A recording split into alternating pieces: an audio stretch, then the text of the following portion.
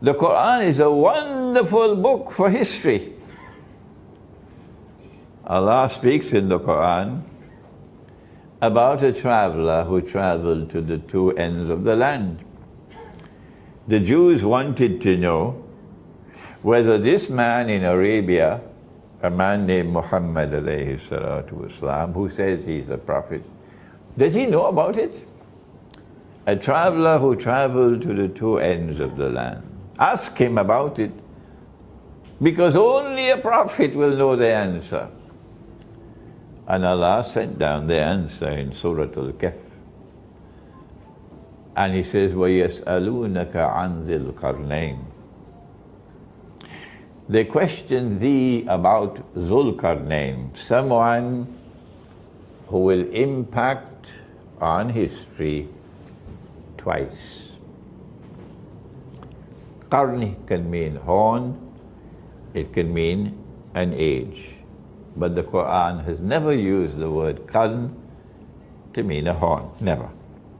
So Dhul Qarnayn is someone who will impact on history twice. He's also someone who has faith in Allah. And he's someone who is empowered by Allah with power. And that power is such that he can pursue any effort he chooses to pursue. So be careful, huh? Be careful, huh? If you're in the US Armed Forces, you better listen carefully while still there is time. He travels in the direction of the setting of the sun until he comes to a body of water. And the Quran describes it as Aynun Hamiyah, a body of water which is dark and murky. Dark and murky. And then he travels in the direction of the rising of the sun to the end of the land. And there, of course, will be another body of water. And then he travels in a third direction, which takes him to a pass between two mountain ranges. And there in that pass, he comes across Gog and Magog. And only a prophet of Allah would know about Gog and Magog. I can assure you, government of Malaysia doesn't know about Gog and Magog. Security Council of the United Nations cannot tell you about Gog and Magog. No. It's the Quran. Gog and Magog are human beings. But they are human beings who are also given power by Allah. And they use that power for a specific purpose. That power is used to oppress. While in the case of Dhul Qarnayn, he uses his power to punish the oppressor. So they are opposites. The people in that area turned to Dhul Qarnayn and asked him, can you protect us from these evil people, Gog and Magog, who are so powerful and use their power to oppress? And he built a barrier with iron, blocks of iron. And he then said, when Allah chooses, Allah is going to bring down the barrier. When the barrier is brought down, then Gog and Magog will be released. And when they are released, then said our Prophet, Allah's blessings be upon him, that the first of them will pass by the Sea of Galilee and start to drink the water. And by the time the last of them pass, they will say, there used to be water here. Okay, so now let's go to the map, shall we? Okay, here we are. This is the Holy Land here, and the Sea of Galilee is north of Jerusalem. Jerusalem is somewhere here. Here we are, Jerusalem, and the Sea of Galilee will be somewhere here. Okay? Are you following me? Good. So if you know a little bit of geography, you have to come to the conclusion that if Gog and Magog are going to Jerusalem, and that's their destination, Jerusalem, the hadith does not say Jerusalem, it says Baitul Maqdis. They're going to Jerusalem, that's their destination, and on their way to Jerusalem they have to pass by the Sea of Galilee. Implication is they're coming from the north. They're coming from the north. So now we have to look to the north of Jerusalem to see where there is water. And when we look to the north of Jerusalem to see where there is water, there are only two bodies of water. There's one over here which is called the Mediterranean Sea, okay? And over there's another one called the Black Sea. The Mediterranean Sea does not qualify as Aynun Hamiyah, a body of water which is dark and murky, because visibility is good. You can see deep down, a few meters. But the Black Sea is precisely that, the Black Sea.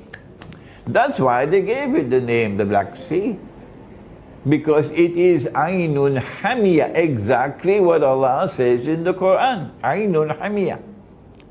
A body of water which is so dark and murky that visibility is probably only 1 meter.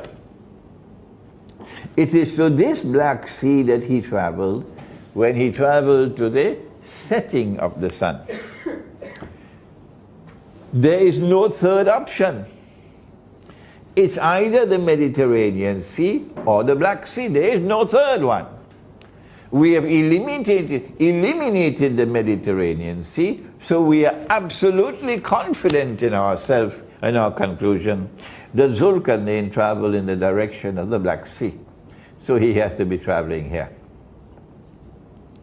If he traveled in the direction of the setting of the sun and he came to the Black Sea, then when he traveled in the opposite direction, he'd come to the Caspian Sea. That's right. And in between the Black Sea and the Caspian Sea, there is a range of mountains which last from this sea to that sea. What are they called? What are they called? The Caucasus Mountains. And in the Caucasus Mountains there is one pass, only one, and it's called the Dariel Gorge. And that's where Qarnayn built the barrier. And Gog and Magog were then contained, or to use the language of a game called chess. Qarnayn checkmated them. Checkmated them, okay? He has power, and he uses his power to punish the oppressor. They have power, Gog and Magog, but they use their power to oppress. So he checkmated them. Over here, right here, between these two seas is the Caucasus Mountains. In the Quran, Allah refers to Gog and Magog while speaking about a town. And he says the town was destroyed, the people of the town were expelled, and then a ban was placed on them that they could never return to this town to reclaim it as their own until, number one, Gog and Magog are released, and number two, they spread out in all directions, and with their irresistible power, they take control of the world in the world order of Gog and Magog. When that happens, then you'll see these people coming back to the town to reclaim it as their own. Which town is it? The answer is now very well known. It's Jerusalem. So when you see the Jews being brought back, we're talking now about the Israelite Jews, not the European Jews. When you see the Israelite Jews being brought back to the Holy Land from Yemen, from Iraq, from Syria, from Egypt, from Morocco, all over the world, where they were spread out. وَقَطَّعْنَاهُمْ فِي الْأَرْضِ أُمَمٍ. And you see them being brought back to the Holy Land to reclaim it as their own. And you see a state of Israel being restored in the Holy Land. And you see that state of Israel rising to become a ruling state in the world. Then you must know, it's Gog and Magog. It's Gog and Magog who is doing it. The Khalifa sent an army sometime around the year 50 Hijri. Sorry, not an army. This is in all the books of tafsir. He sent an expedition to try and locate that barrier which was built by Qarnayn. That expedition returned with the news that they located the barrier. And it was lying in ruins. So if you're waiting for Gog and Magog to come sometime in the future, brother, keep waiting. The barrier is lying in ruins. And companions of the Prophet Muhammad ﷺ, they themselves gave the testimony that they went and saw with their own eyes. They located the barrier and it was lying in ruins. Where was it located? In a pass between the Caucasus Mountains. So when you hear the term white Caucasian male, there's something behind that to look into. White Caucasian male.